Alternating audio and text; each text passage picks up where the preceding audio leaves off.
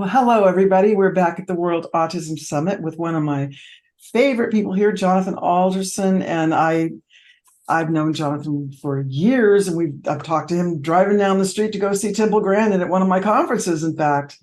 Um, and I actually, he helped me with a book that we did, the Autism 101 Manual. He was the editor, and he helped me put the whole book together. So it was amazing. Anyway, I'll tell you more about that later. But Jonathan Alderson is the founder and director of Integrative Multi-Treatment Intervention Program for Autism Acceptance and Development. He offers a highly customized solution and specializes in blending play therapy, structured learning, ABA sensory, and biomedical treatments into an integrated model, paying attention to order and timing. The issues underlying the challenges of autistic children are multifaceted. We know that. So the treatment must also be multifaceted. With a master's from Harvard University and experience in Texas at the curriculum specialist coordinator from Teach for America, he trained in autism treatment for 8 years at the Autism Treatment Center of America in their Sunrise program in Massachusetts, where he worked as program administrator and senior family trainer. He has worked with over 3,000 families over 25 years, supervising home-based programs in the UK, Ireland, Holland, Spain, Australia, Israel, and Mexico. So now you understand why he's at the World Autism Summit. He serves as the chair of the Professional Advisory Committee of the Seneca College Behavioral Science Program. He was editor of Aaron Simmons' second edition, Autism 101. Yeah, right.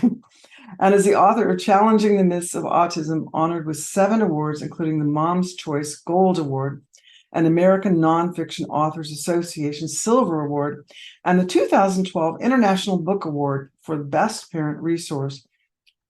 And of course, he was editor of our book, Autism 101 second edition. In 2022, he founded Health Innovation Platform, Inc., to leverage technology to reach more families through the one-of-a-kind Thrive Guide, parents' online resource. And he's going to tell us all about that. It's so exciting. One other thing that's really super cool is that he also was an employment coach in 4 of the episodes in the award-winning TV series Employable Me. So that's really, really, really good. So I think I'm gonna ask you anyway, though, why are you here, Jonathan, at the World Autism Summit? Hey, thank you, Karen. Thanks for the introduction. It's always a great pleasure to have conversations with you. I guess that's really why I'm here, is the mission that I held in my heart, and all the work that I do is to reach and support as many parents as I possibly can, and their support network, meaning teachers, grandparents, and therapists. And your work that you do through Autism Today and with this World Autism Summit is just a great opportunity to reach more and more families and have conversations. I was just saying a minute ago, I always enjoy our conversations because I think you and I come from a same perspective. And you read that in my bio, that every individual on the autism spectrum is so unique. And you hear this a lot, but we really, really mean that and really believe it, that they have individual challenges, individual strengths, different perspectives in the way they experience the world. And so I know you and I both believe that the treatment and the support and the help and education of autistic individuals also needs to be as unique and as customized and individualized. So that idea of, and this is what you do so well, is bringing together all different types of therapists and approaches so that we can have a conversation to say, how does speech therapy fit with ABA, and how does ABA fit with the Sunrise program, and how does the Sunrise program fit with special diets? And that's what I've specialized in all these years. That's beautiful, because it's so important to be able to have a menu of what to pick for whatever child, because everybody is so unique and different. And I really admire you for Yeah. that. Yeah, just Well, and I mean, listen, you've experienced this firsthand with your son, and you've had to reach into different toolkits, right, to figure things out. yeah, and I've had different presenters at different conferences covering all types of methodologies from RDI to DIR to, to Miller method to everything. I think it's important. Stephen Shore and I also talk about, all these different tools. So how do you hope to make the biggest impact in the world around your area of expertise? Well, I mean, there's a mission and a goal, and then there's how do you do it? And I think how I think we could all make the biggest impact is encouraging different professionals, each in their own unique specialty, to have more of a conversation together. Um, the number of parents who I've talked with who have the same story, and they say, Jonathan, in our hunt, in our journey to look for the best resources we can for a child, we speak with this professional. I mean, you just mentioned some, Karen, the Miller method, and they're great and they do what they do. But then we talk with this other professional over here, and they're great and they're good at what they do. But then as a parent, we're sort of monkey in the middle sometimes, having to figure out not only scheduling and affordability and stuff, but how do they work together? And we get advice from this person, which sounds good, and advice from this person, which sounds good. And we really wish that there was more of a cohesive plan in the field. And that's what I'm trying to do. That's what I'm when I speak with my colleagues from RDI, from the Sunrise program, from ABA, and I ask them, I say, how could we work together so that we're more on the same page for the parents, so the parents don't have to do all of that, coordination and figuring it out, right? They have enough to do.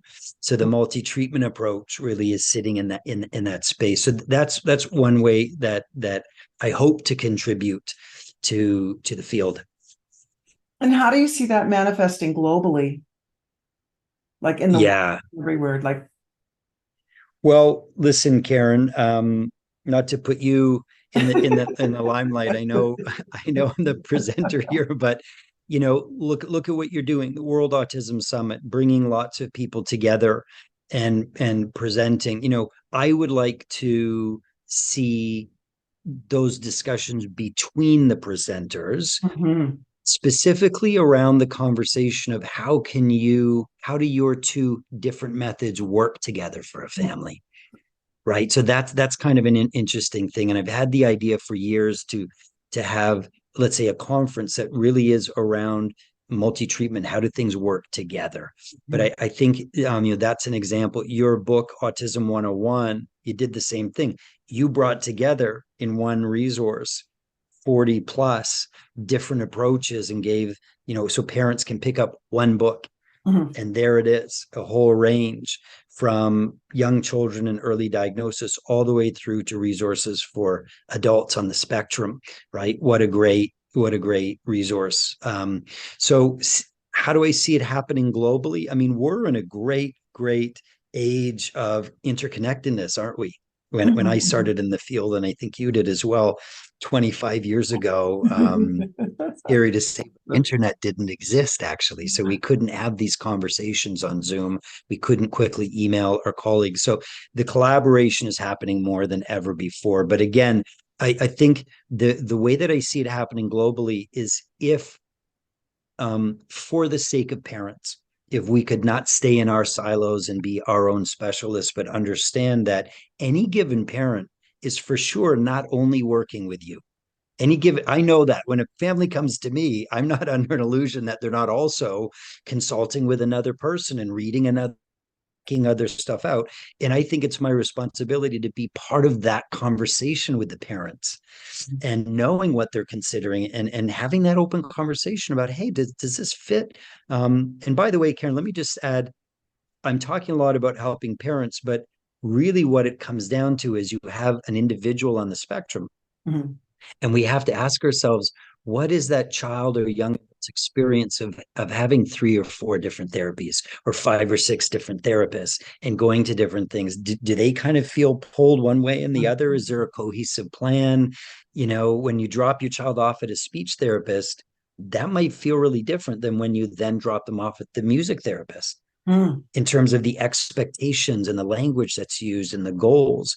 And so, if we want for the experience of the autistic individual to be, I think, more humane and loving and seamless and easy, then you would have the speech therapist talking with the language or the music therapist and have them kind of have a dialogue where they say, hey, what's your session like? And what's your session like? And could we make this a little bit more seamless for this child?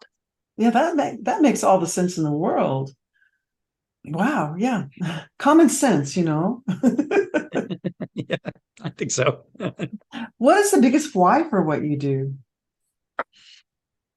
The biggest why, Karen, really came from my own childhood, and I'm not diagnosed on the spectrum. I don't have a special need that I'm aware of, but I probably, like a lot of people, felt that I was a different learner, and a different cat in some way. And looking back now, I mean, we're all on the spectrum somewhere, and I'm not suggesting that I'm on the autism spectrum, but just the idea of diversity, Mhm. different learner styles, different needs. I was a guy that I definitely like to move my body and learn by doing. And I Mhm. found it very hard to sit in a classroom and learn just from listening and reading or something like that. And so when I started to do studies in developmental psychology and child development and brain studies at university, I got very interested in the idea of creating an education system that really uh, uh, spoke to those individual different kind of learner styles and needs.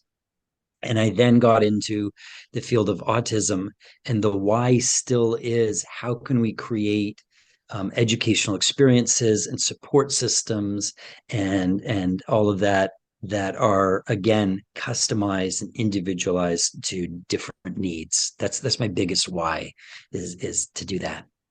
That's very, very, very good. So, Jonathan, it's clear from reading the stories in your book, Challenging the Myths of Autism, that you put a certain attitude at the center of your work with families. Can you tell us more about what you call the attitude of advantage and the attitude fitness? Yeah, I mean, that's the Karen, you and I have talked about this before. It's another thing that we both share, is the importance of attitude. It could be a whole discussion. Mhm. Um, you know, the when I work with families and I train, a number of professionals, play therapists, autism therapists, and so on and so forth each year, I work through 4 principles, and I won't share the 4 principles right now, but the very first principle that we work with actually is attitude impacts behavior. It's very simple. So if any of you parents, you're listening to this, professionals, write this down and think about it.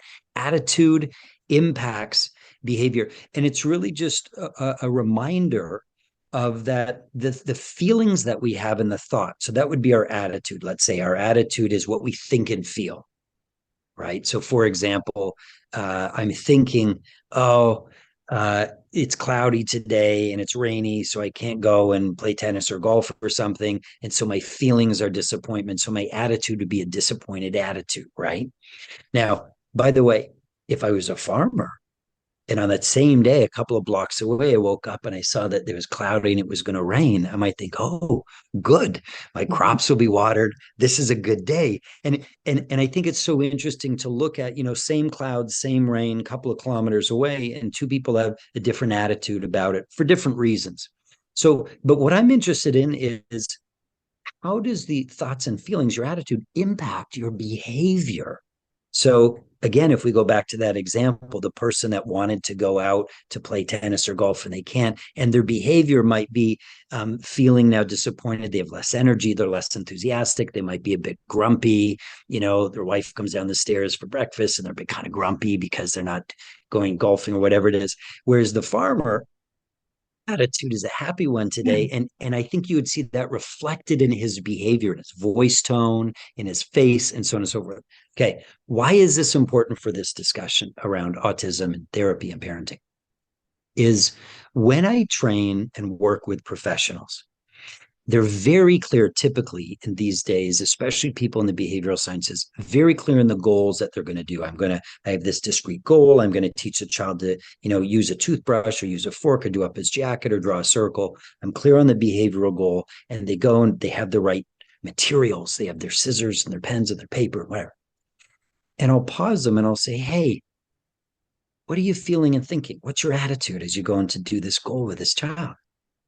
And if most of them look at me like I'm from Mars and asking this crazy, well, what do you mean? What's my attitude is? What are you talking about? Wait, do you think I have a bad attitude? I say, no. I'm just asking, what is your attitude? And most people, in fairness, haven't really given it that much thought. They're sort of going through their day and they're trying to help the child. So we enter into a discussion. And Karen, I think this is so neat. Parents can think about this, teachers can think about it.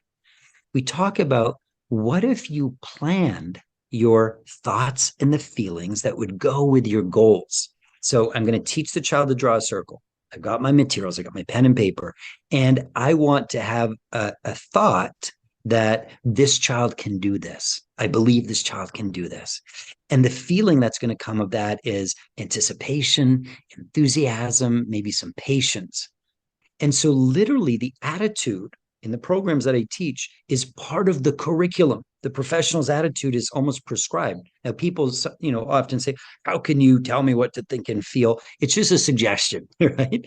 But I think if you, as a parent, understand that it's really, really important for you to take care of your feelings, to take care of what your thoughts are, because it has effects in how you behave as a parent, how you behave as a teacher. So I'll just share this last piece then. If you sort of understanding that principle that we work with, attitude impacts behavior and how important it is. So most people get that. So what do you do? And you mentioned, Karen, in your question, what's this attitude fitness thing? Attitude fitness is just a concept that I work with. And it really is the idea that in the same way that there's physical fitness, everybody knows what that is. Whether you do it or not is different, right? But everyone understands that if I work out, if I do a sit-up, if I go for a power walk for a kilometer, that's going to improve my fitness. So we work in the same way with attitude, which is there are exercises and activities that you could do, very simple ones like walking around. For physical fitness, you might spend 5 minutes doing a gratitude exercise and writing down 3 things that you're grateful for. And in doing that, you would be exercising your gratitude muscle, exercising your feeling of gratitude. It's exactly the same thing. And so attitude fitness is to say to parents and therapists and educators, hey, you know what? If attitude impacts behavior, so if it's an important variable we want to consider, besides just behavior and reinforcement schedules. So if attitude's important, then do you have any kind of attitude fitness program, whether it's daily or weekly, so that you're ongoingly just improving your level of patience, your level of playfulness, your level of gratitude? And Karen, you'll know this, you're a parent and a mom for a number of years now. You know that for the long run, it's a marathon. You know that having some kind of attitude program is checking in with your feelings and your attitude is so important to get you through the years. It's so important. That's really good. Really, really good. Good reminder too. Look in the mirror, tell yourself you love yourself, all that kind of good stuff. It's important. Right. Yeah. And doing it. And by the way, Karen, I think the thing about the fitness analogy is don't wait until you're way out of shape and look in the mirror and go, oh my gosh, I should go for a walk. I think the idea is to try and, if you can, stay in shape. And so in the same sense, don't wait. And I'm saying this to all the moms out there, please, if you're listening, don't wait until you're feeling depression.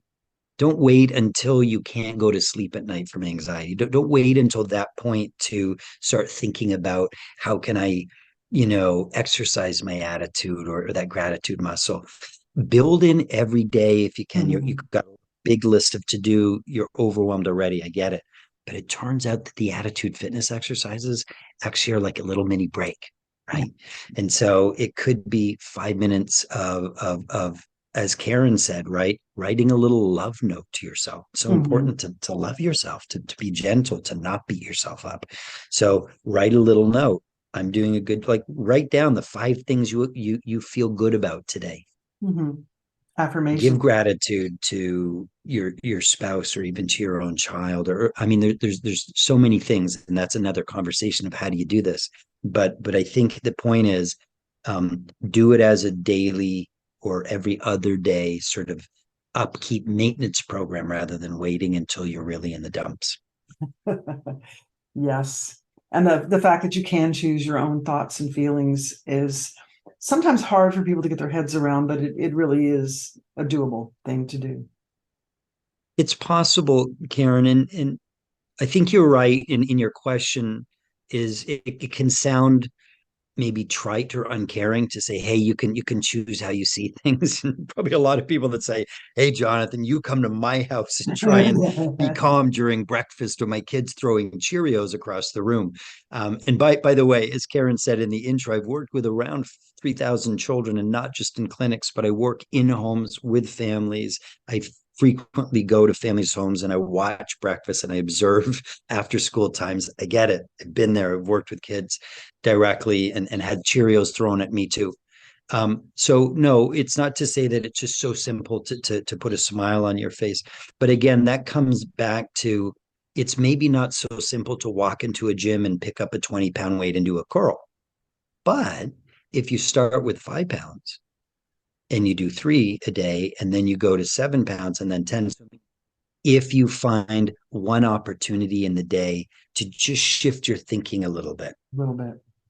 then tomorrow it's going to be a little bit easier, and the next day it's a bit easier. And so I do believe that shifting how you think and feel is an exercise that you do. And by the way, in challenging the myths of autism, those 7 chapters, each chapter is a reframing. It's taking a myth or a stereotype that we all get stuck in, that brings us down. One for one example, if your autistic child doesn't speak by the time they're 5 years old, pretty well their brain is set and language doesn't occur after 5. This is a common myth that's sold to parents. That's repeated, that you have this window of opportunity for 3 to 5 years, and if you don't do it, it's the end. And it's simply not scientifically true. So early intervention is important. You should get in there early, but if your child is 5 or 6 and they're not fully verbal yet, you should not be panicking. You should not be depressed. You should not feel sad or feel it's lost. And the chapter in Challenging the Myths of Autism shares with you a different perspective, not my opinion, but from science and from research and from real life stories, so that you can shift your thinking. An attitude impacts behavior, and you will start to behave differently and make different decisions and have more energy. So, Jonathan, over the years, I've interviewed and worked with dozens of top autism specialists in the field, and you are a world specialist in how all the separate pieces of treatment and therapy fit together. Your integrated multi-treatment approach is unique in the world. Can you briefly explain this for our audience? I think you've done some of this. I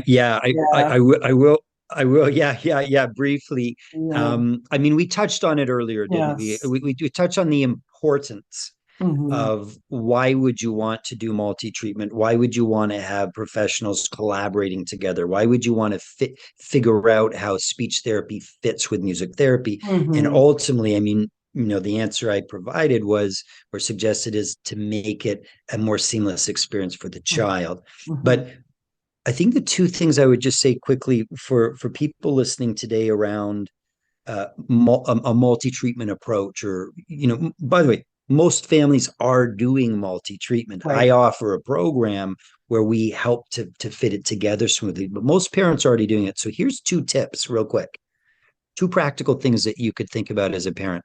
The first one is the order of what you're doing. Okay. And so that means if you know that your child needs some physical biological help, you know that he has a lot of allergies, or he has a bloated stomach, or he's had a lot of ear infections, whatever it is, if you know that's something that's happening. But you also have heard that you should have your child have certain kinds of therapy, behavior therapy, speech therapy. You might want to pause for a moment and ask those professionals that you're thinking of working with or starting to work with about the order in Mm, which you want to do things. So, should we do a special diet? This is just an example. It might be something different. Biomedical testing. Should we reduce the allergies or the inflammation first before we start paying for speech therapy? mhm. Just as an I'm not saying you should. This is a question I would ask the speech therapist. Say, hey, we know that my child has a lot of ear infections. The ear canal is inflamed. He often covers his ears. He has sensitive hearing. Is it worth us spending the money and the time now going to speech therapy with you? Or should we put our resources and energy first to reduce the inflammation in the ears, have my child have comfortable hearing, and then he might benefit more from the speech therapy? Mhm. That's a good Right? point. It's just a question you should ask. So, Mhm. thinking about the order, I think what I would advise parents to avoid is trying to do it all and do as much as possible. And that's the common thing is we sign up for soccer lessons, and then we do piano, and then we go speech therapy, and we get them in school, and we do peer groups. And think about this little person who's being exposed to all of this at once. It might not be the right order in which to do things. That's the first tip. Very quickly, then, the second tip is when you think about multi-treatment and think about all the different things you're doing, it is so helpful for you as a parent to figure out how to get those professionals talking to each other. And unfortunately, that's your role. In my program, that's my role. That's what I do. And I have a list of professionals who do talk together. But if you're in Missouri, if you're this is a World Autism Summit, so you might be in Australia listening to this. You might be in the Midwest in the States listening to this. Whatever your team is, a school teacher and a soccer coach, or it might be the grandparents who are doing after school care and a nutritionist.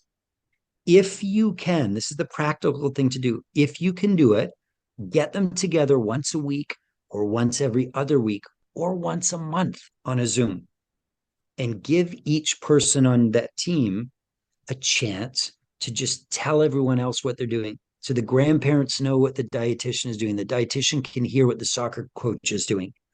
And then you facilitate, if you can, a little conversation around how we could again make it a little bit more seamless and feel like a unified program. So just here's a quick example. You might hear that the soccer coach says, well, I'm trying to get him to, um, do this certain kind of language thing. And then the speech therapist could say, oh, I mean, I understand why you're doing that, but that's actually not in the right order. It's really important that we do this first in speech. And then the soccer coach could learn from that. But now at least the speech therapist knows that someone was doing that, which might explain why the child was confused and so on and so forth. So these all team meetings and getting these different people in your child's life to meet even once a month for an hour and a half is going to honestly it will change your child's experience and your experience of getting your child support. I just want to say, as a parent, I had 6 kids within a period of 9 years. So there was a lot of activity in our house, with 2 of those kids being special, exceptional, one autistic and one neurodiverse.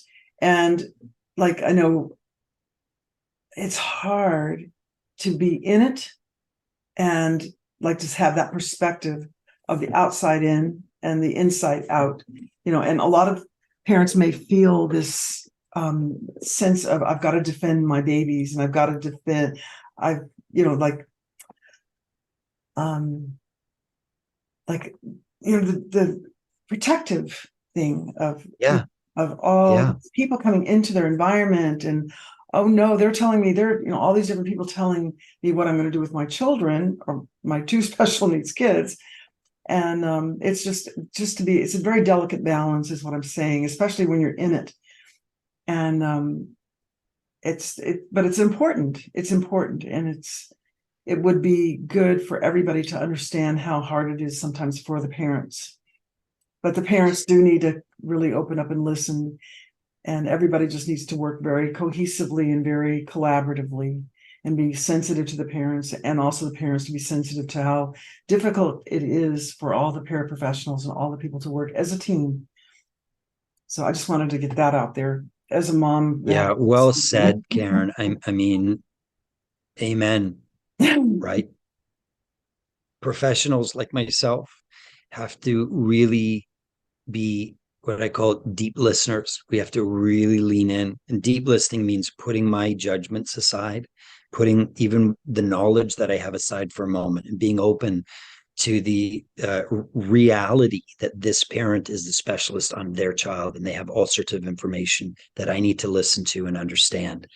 Not necessarily the specialist, but I mean, it's a vulnerable place to be. Yeah, because sure.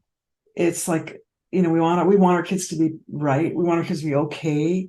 And we're opening our lives up because it's our kid, and I know Yes, moms out there and dads out there, want the best for our kids. And it's just, you're on the spot kind of. it is vulnerable, Karen. It is vulnerable. And by the way, as the image that you painted where you're sort of protecting your child, you have these people who you want help from, and Yes. you're but you at the same time you're wanting to manage and protect and control that situation in a way that is good for your child. Right. And I want to suggest that part of the overwhelm and part of the almost feeling of disconnected and barraged is when you are having these independent individual meetings and sessions and emails and reports. And I assure you that when you have all of those separate pieces come together, like an IEP in some ways, right? Individual education plan meeting, but you're running it on a Zoom, and you have that person that you see once a month, and you have this person that you see every week, and you have this teacher who you might touch base with in a teacher meeting once every term, but now they're there. And it's not disconnected and it's not a barrage. It's getting them to talk and them to have a discussion and them to figure out some stuff for you, with you. Yeah, It's a really different feeling. I think that's good. I think it's powerful. And I just think it's really good if everybody is on the same level in the same place, Right. rather than them telling me how to do it. It's more all of us working together, including the child. We're all one unit. I'm talking about one, Exactly. but you know what I mean? 100%. 100%. Okay, just had to say that. For all the parents out there. Anyway, coming back to the importance of what you call the attitude advantage as the parent of an autistic son myself, I've of course at times been deflated and tired, of course. What is your number one tip for parents? Wow, right. The number one tip for parents around attitude fitness and around the attitude advantage. Karen, you actually gave the answer earlier on. And in some ways you're being fun, but you said, get up in the morning and look in the mirror and say, you're okay and I love you. That is the number one thing that we work on and talk about and lean into in our parent coaching and training. And that is to remind parents of the importance of taking care of themselves. And again, I mean, that can include physically. I mean, you mentioned in your question being physically tired. So, how do I find time to sleep? How do I do that? And whether that's a conversation with your spouse or your sister or an aunt or uncle, someone that can help you to get some extra hours of sleep, or whether it's darkening the room or what. So that's a physical thing. On the attitude side, as I say, the number one thing is really about self-care. It's really about not judging yourself. It's remarkable, Karen, in the face of already having a lot of financial challenges, we know from having a child with special needs, what that could be like is just, you're spending a lot of resources, more than most families, helping your child. There's all sorts of emotional stresses and so on and so forth. And on top of that, parents can be really hard on themselves, Mhm. critical of themselves. Is this my fault? Maybe I'm not doing, good enough and I could be doing better. And parents feeling guilty for taking, 20 minutes out for themselves in a month. So uh, the number one tip is be kind to yourself as a parent. Be kind to yourself. Recognize the goodness that you're doing. Recognize how you're your child's most amazing advocate. Your child is lucky to have you on their team. Your child needs you. Your child needs you to be okay. And I'm not saying that in a way to put more pressure. I'm saying that in a way for you to take a bit of a deep breath and go, it's okay for me to also take what I need and do what I need, whether that's sleep or whether it's having some extra support and counseling. But really, guys, be nice to yourselves. Don't beat yourselves up. Don't criticize yourself. Don't over push yourself. Be gentle with you as much as you want people to be gentle with your child. I love it. Yes. And forgive yourself. Amen. Right on. Okay. Very, very, very helpful. Good tips. So we've had the pleasure to work on a very important project together, which was the second edition of my book, The Official Autism 101 Manual. And so you stepped in at a time I really needed you to help with that editing and updating the information. There's a lot to do. And to bring some new specialist contributors and make sure that the research was up to date. And that was in 2016. Probably time to do a third. I personally think the Autism 101 is one of the best resources parents can get alongside your book, Jonathan. Can you give the book, and yeah, so given that the book is a collection of information from over 40 autism specialists, I'm curious to know what was one thing you learned from working with these specialists and editing the contributed articles? Mm. Yeah. So um, they're really some of the top specialists in the world, Yeah. right? In the Autism 101 in the second edition. And I think what was, really neat is asking each of them, hey, we'd like to invite you to contribute an article in which you talk about an important either issue or an angle or what you do that you'd want to let parents know. Um, and as you mentioned, we made sure that the research is up to date in that as well. And so it's really a research based collection of, I think, the best of a lot of what's out there. And my role as the editor was to go through working with these authors and read all of that, and again make sure the research is up to date, and going through that and having that opportunity to go through from early diagnosis, ideas around diagnosis, to language approaches, all the way up to resources for young adults on the spectrum. I think my takeaway from that uh, was almost a feeling of hope. Actually, when we sort of wrapped up at the end, we were looking at the final kind of things, and I felt proud about the work that we did together with it, because if you're a parent and you get that book, and it's not necessarily a book that you read from beginning to end like a story, you would pick the resource that you want to look at. You can go into the table of contents and say, oh, that's interesting. But there's really a lot of good ideas, and this, Karen. There's a lot of really uh, open-hearted and well-intentioned professionals committed their lives, dedicated their lives to researching and understanding and helping families. And they're there to help you. And there are good resources, and there is hope for your child. I think that's what it is. You look at a book like that and you get a sense that when I say hope, that if you haven't tried it all, there's probably something else you could still try, and you could find it in that book. If you're sort of feeling discouraged because, well, Jonathan, we've tried this kind of speech and language method, well, pick up this book and take a look. There are some other approaches to language learning that you'd want to know about, Mhm. it's in the book. And so you should read about that. So I think it was just really what I learned and was reminded of and reinforced is there's a lot of good resources out there, and parents should feel hopeful and keep trying. Right. Yeah, I think when the first official Autism 101 book, when we did that, I think it was amazing that we had, at that time, we had 53, I think, authors come together and agree to go into a book, and which is kind of mind-boggling that we got that many people to agree to be in one book together, because everybody, it's hard to get that many people on the same page to begin with. Which it speaks to the cause, speaks to the fact that we do need to have something that parents can get their hands on, that professionals can get their hands on. It's all in one place. Because I know I had a really hard time, when my son Jonathan was diagnosed with autism as well, to find something that I could get my hands on, to know where to go.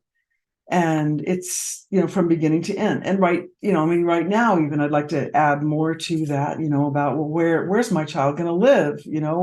Like, where's the big picture of the whole thing, from start to finish? Like, where's the story going to begin and end? Because you wonder as a parent, you wonder as a professional, you wonder as anybody, like, what is the big picture? So I guess that was what the intention was with the book, and continues to be. So thank you very much for helping me with that. And I don't think the story's been told yet.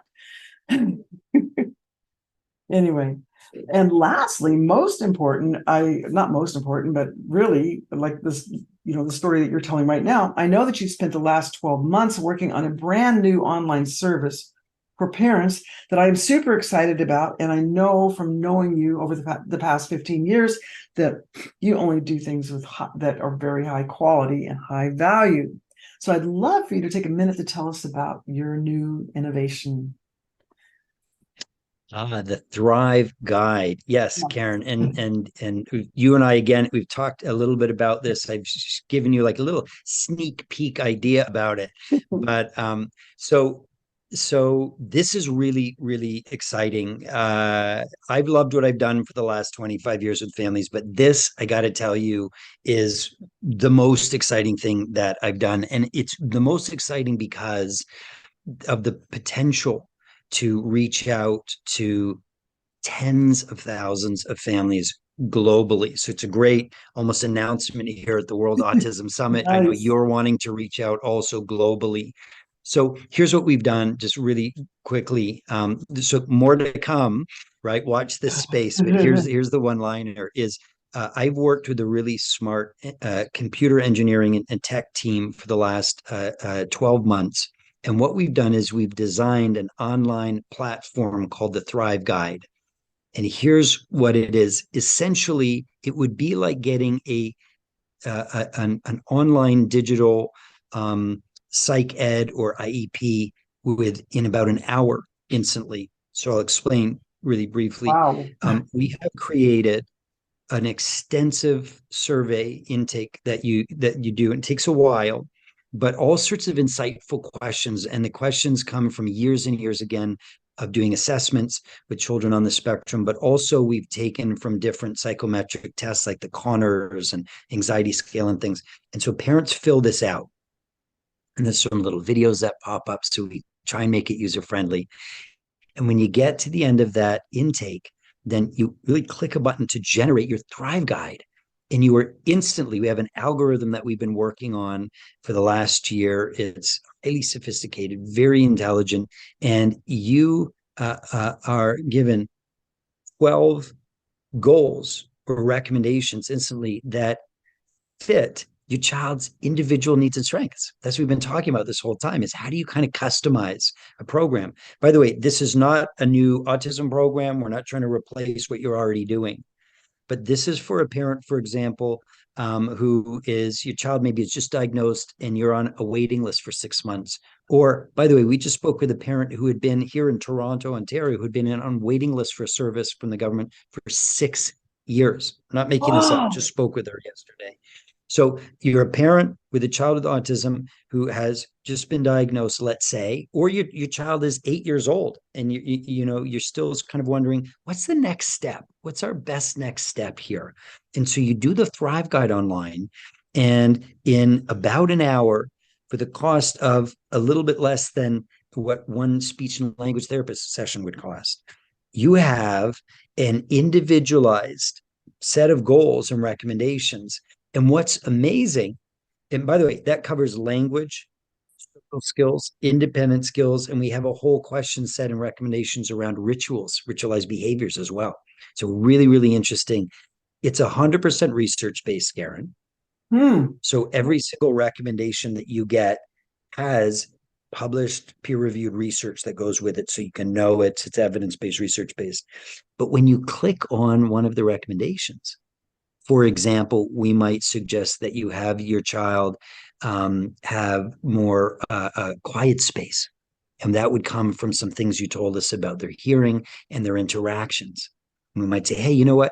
Here's how you create a quiet. So you click on it, and you have activities and explanations on how you would go about doing that. Again, it's not a whole autism program. That's not what it is, but it gives you the resources and the activities on how you get started and go in that direction. You can share this with a teacher, your speech therapist, other therapists that are working with you. So it's an instant goal setting and activities. Doesn't exist anywhere on the planet. So you can imagine a parent in the middle of Idaho or in I don't know, in the Yukon, and they don't have a lot of resources, or in a remote area, and they want to know, what should we do? How do we get access right away to goals and activities? This is the Thrive Guide, and we're in beta. We're in beta. So if people want to visit thriveguide.co, all one word, thriveguide.co, they can go there and they can request early access. We have a limited number of free memberships for people to have, just as a give back. This is how we want to start and launch this. And Karen, at some point for your membership as well, at Autism Today, we're going to be offering this for you guys as well. But it's not quite ready, so you have to go and sign up. But when it's ready, we'll be giving free access to the Thrive Guide for a while. So that's what it is.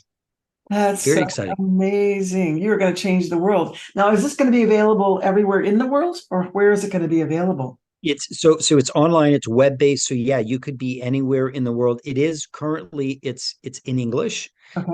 So that's a limitation. And it really was designed in terms of the resources that are available.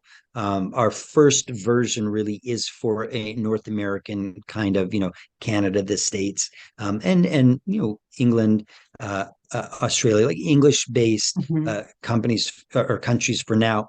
But our intention of version 2 and version 3 is to put it in different languages and what we call to localize it. That means we'll have resources that are local to where you are, that you can do. But if you're a parent that's wondering either, what should I do first? I'm overwhelmed. There's so many things to do. I mean, you mentioned that, Karen. Or if you're a parent whose child is 11 years old and you sort of feel like, I've done a lot of things and I'm just kind of wondering, almost want like a mini assessment. By the way, this is not a diagnostic tool. We're not diagnosing autism. Okay. This is sort of assessing, where is your child at right now? What would be the best next step for them in terms of a set of 10, 11, 12 goals? This is amazing. Wow, that's amazing. That is amazing. And Yeah. you always knock it out of the ballpark, Jonathan. I'm Mhm. so lucky to, and everybody is so lucky to be affiliated with you. So Thank you, Karen. yeah, we're gonna get everybody connected to everybody. So this is great. Great. Good. So that's great. So do you have any other things that you want to tell everybody or the audience?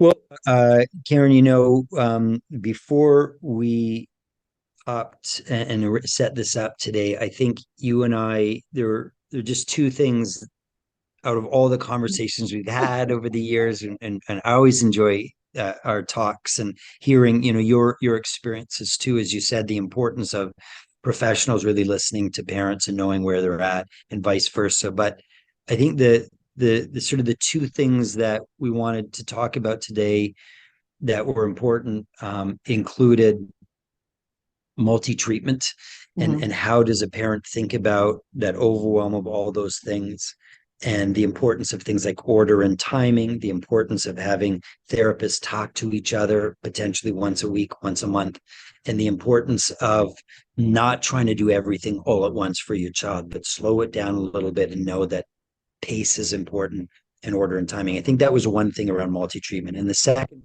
the importance of attitude, the attitudinal advantage, we call Right. it, and how you could think about how attitude impacts your behavior, and how you could think about attitude and almost like an attitude fitness kind of concept, and how you Mhm. could exercise your attitude as an ongoing staying in shape kind of issue rather than waiting until you crash and burn. And I think those would be the two sort of ideas to leave Right. people with, is around multi-treatment and how are you coordinating that, and around attitude fitness and the attitude advantage and how are you doing that. And of course, we can't wait to get people access to the Thrive Guide. So stay tuned.